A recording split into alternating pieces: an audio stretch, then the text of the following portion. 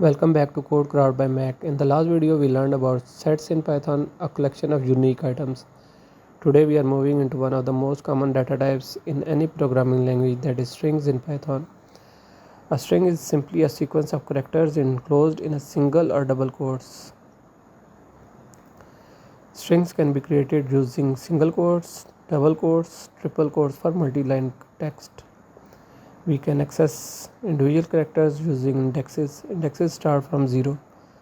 For example, word is equal to Python print word at 0 will print p, and print word at 5 index will print n. We can extract parts of a string using slicing. For example, word is equal to Python print word 0 to 4 will print p by th, and print word to colon will print the rest thon. We can combine or repeat strings. For example, print hello plus world will print hello world, and print hi static 3 will print hi 3 times.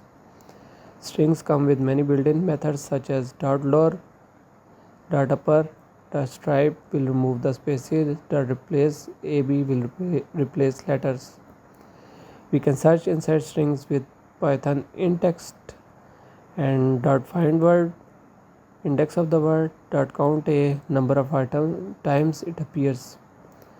We can insert variables into strings using fstrings. That's strings in Python, how to create slice format and use built-in methods. In the next video, we will explore file handling in Python, how to read and write files. Don't forget to like, subscribe and hit the bell icon to keep learning with CodeCraft by Mac. Thank you.